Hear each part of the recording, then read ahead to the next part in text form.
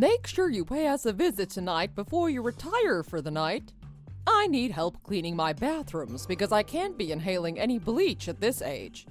And also, the guest plates and silverware need polishing.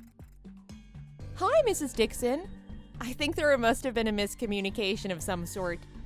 Kevin and I just checked out of our hotel and we're about to head on over to the airport so we can go on our honeymoon. We can't come over to your house to clean your bathroom. Is this a joke? Are you trying to haze us, Camille? Oh, I never joke, dear. Don't you ever undermine me like that again. I don't care for it much. I'm giving you directions as a family elder. All you need to say is yes, ma'am, and come do what I tell you to do. Young people these days, they have no common sense. As the newest member of this family, I would have liked for you to have taken the initiative to find something to do already. But I can let it go just this once. I understand you're still riding off the high of having a wedding. You're as good as my personal assistant, now that you're my daughter-in-law. Don't you worry about your honeymoon. I went ahead and told Kevin to cancel the flight, so stop being so naive and come here at once. You what? You made Kevin cancel our honeymoon. Why would you do that? Why would Kevin do that?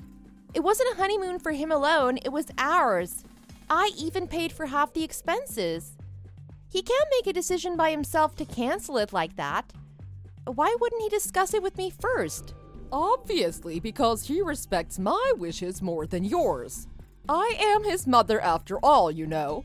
I carried him around for 9 months, gave birth to him, and raised him his whole life. Besides, he's always been a good mama's boy. He's never once said no to me, ever. All I had to tell him was that I was sad and hurt to have to see him go on a trip to the Bahamas, when I myself have never even set foot outside of this country. Kevin, that sweet boy of mine, called your airline and canceled your tickets then and there. He even vowed to take me somewhere even better soon. He didn't tell you about that? No matter, I'll expect you here within the next 3 hours. I can't believe this. I don't even know what to say. I'm at a complete loss for words. I can't believe I fell for Kevin's macho act. If I had known he was such a mama's boy, I would never have said yes to his proposal, let alone a first date. He used to make such a big fuss about how much he hates mama's boys. He used to call out his friends at the mere mention of their mothers. Was it all an act? I knew something was off. He seemed to take it too far at times. Wow, you two are just the greatest showman mother and son duo, aren't you? Whatever happened to the sweet, warm, welcoming new mother-in-law that I came to love and appreciate? It seems as though she disappeared as soon as the wedding vows were read. Well, what can I say? I needed help around the house, and what better candidate is there than a daughter-in-law? You were such an easy target, the lowest hanging fruit if I ever saw one. Especially one as eager as you to please everyone you meet for the first time. It was a no-brainer, really. If I'd shown my true colors from the beginning, would you have married Kevin? Of course not. Like you said, you wouldn't even have gone on a date. Don't take it personally, Jocelyn dear. It's all for the sake of this family. Plus, if you're ever lucky enough to bear a son, like me, you'll be very handsomely rewarded later on when you yourself become a mother-in-law. Isn't that something exciting to look forward to? 'Tis all but the cycle of life for women. You can't fight it. So come on over so I can start giving you lessons on everything from scratch on how to be a good housewife. Housewife lessons? What is this, the 40s? I can do things around the house just fine, thank you very much. I don't see why I would need lessons from you. Is your house different than any other house? Is yours an alien ship? Hush! You don't know the first thing about how this household runs. Each household has their own traditions, recipes, and rules. I'm sure your mama had her own way of making potatoes, didn't she? Now it's time for you to learn how the Dixon women make potatoes. It's your responsibility to carry on our family's ways now that you're one of us. You have a long way to go, I'm afraid. I've actually had your potatoes. They're too lumpy for my taste. And if you're such a stickler about family traditions, why offer up the secrets to an outsider like me? Why don't you go and set up a nice little mother and son cooking session with your precious Kevin? I really can't agree with the old-fashioned way of life where the woman has to do all the housework. Those days are way behind us, Camille. I went to college just like your son, and I have a career just like your son. I'm not about to come home from a long day at work to cook and clean and coddle a husband who won't lift a finger. Oh, don't tell me you're planning on keeping your job. That is nonsense. You are a married woman now. You can't go out and work like a man. Absolutely unacceptable. Your duties are at home now. Be a good wife to your husband and bear him as many children as you can. Besides, it's not like your job makes as much as Kevin's. What are you, a secretary? I bet you make coffee and smile at business associates. That is not a job. You can always do that here, for me and your father-in-law. I actually make a lot more than Kevin. I have 2 degrees from a university way better ranked than Kevin's alma mater. I resent your assumption about my job. Please refrain from belittling my hard-earned position in life. I worked really hard to get to where I am now. That's quite enough now. I don't need to be arguing with you. I am your mother-in-law. You need to obey me. Hang on to every word like it is the gospel. Did your parents teach you nothing of value? Oh. Now, stop yapping about. Quit your job, come over to my house and sit down so I can teach you your place. Or else. No, thank you. I'll pass. That sounds like the worst deal ever. What? Have you lost your mind? Do you not understand the gravity of the situation here? You are on my last nerve, young missy. If you don't want to become a divorcee the day after your wedding, you better do what I say. That actually doesn't sound so terrible. It doesn't sound terrible at all, actually. Nonsense! You have no idea what you're saying. Now is not the time to be bluffing. I will not fall for it. I'm not stupid. A woman's value plummets once she's divorced. She's beyond damaged goods. Men really do age like fine wine. Their value keeps going up and up as they mature into their own style, make more money, accumulate more assets, etc. But women, it's like driving a brand new car off the lot.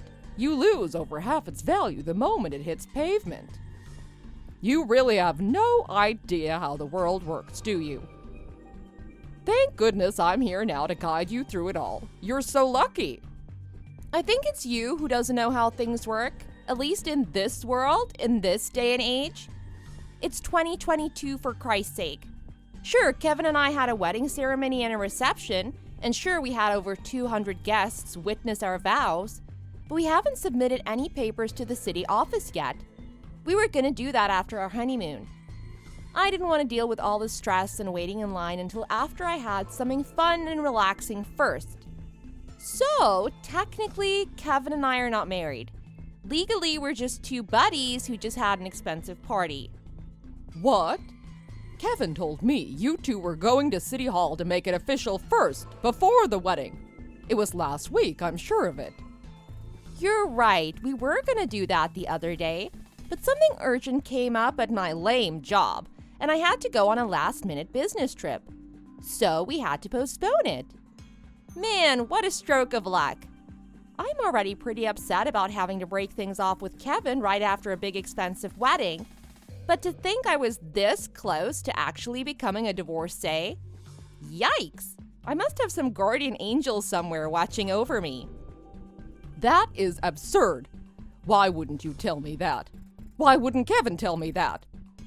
Oh, look, I think I might have come off a little aggressive. I must have been too eager to assimilate you into our family that my words came out a bit harsh. I do apologize, dear. It was never my intention to scare you away or treat you like a slave. No, I would never do that. I wouldn't dream of it. I just felt this overwhelming responsibility to prep you to be the best darn Mrs. Dixon there ever was. You and I got off on the wrong foot. That's all there is to it. Please, let's just pretend this conversation never happened. There's no need to tell Kevin, right?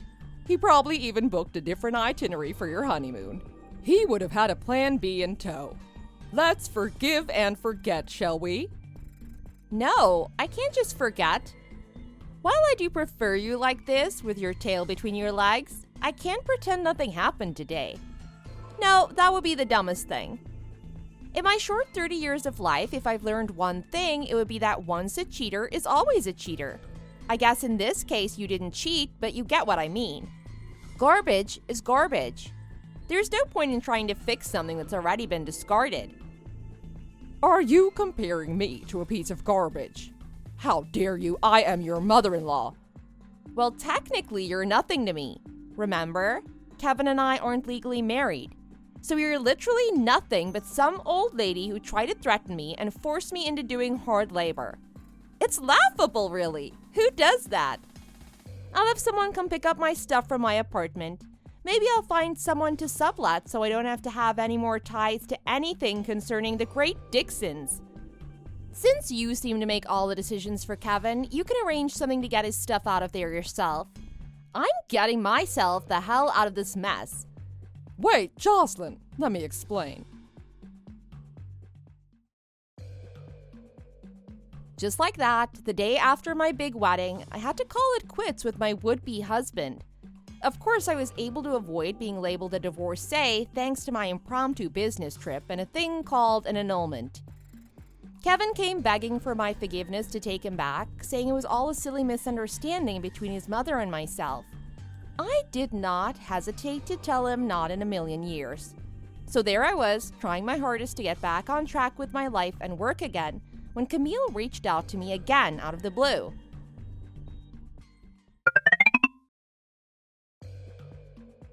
Hello, Jocelyn, dear. How are you? Well, I hope. I just couldn't help myself. I had to message you on a day like this.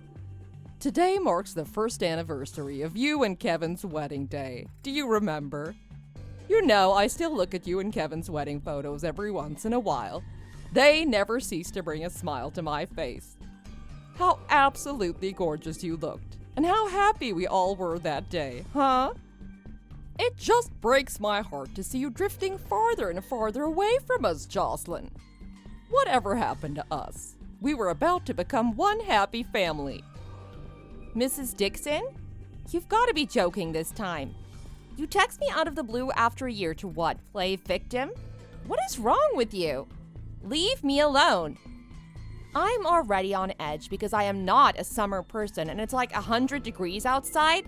Besides, I'm at work and I'm extremely busy. You do remember my lame job, don't you? Oh, you have not changed one bit, have you? You still have a way of talking like you want to bite someone's head off. Oh, how I miss that. It's a compliment. God knows women these days need some spunk. You couldn't imagine the repercussions I had to go through after Kevin and his father both blamed me for ruining your marriage. They won't let me live it down. Boo-hoo! Cry me a river, won't you? Look, I have to get back to work. Goodbye. Why don't you give it a good long thought? I'm sure you can find it in your heart to get back together with Kevin, can't you? You two were so very much in love for over 2 years. You can't pretend that never happened, all because of an old woman's rants. You see, Kevin still hasn't gotten over you, Jocelyn. He will barely speak to me anymore because he's still so angry with me. He says you were the best thing that ever happened to him, and that I ruined it all. Will you at least just think about it? Give it a good thought. The answer is no. I am already seeing someone else.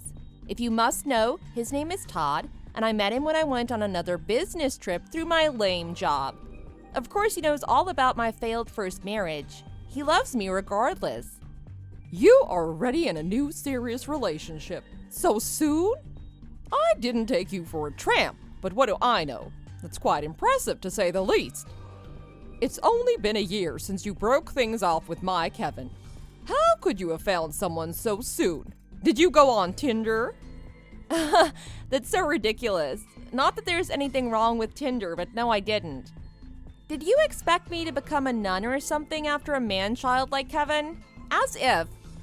If I had to describe you Dixons as an animal, you'd be donkeys, and my fiancé Todd and his family would be like diamond unicorns. Todd's parents are extremely wealthy, and they act like it too. They even sent Todd to etiquette school as a kid.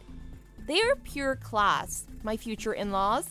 You wouldn't know anything about that, though. What a shallow bimbo you are.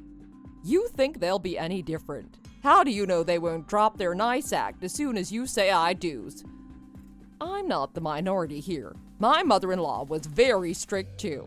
It's just how things are. I know because I've seen how they treat servers at restaurants. And I'm talking 4 or 5-star restaurants. Oh, and did I mention they bought me and Todd a 4,000 square foot house by the lake? Under both our names, of course. Besides, they already have a butler and housekeeping staff, so they won't need a daughter-in-law to do their bidding. Anyway, like I said already, I have to get back to work. Don't ever call me or text me again. Goodbye.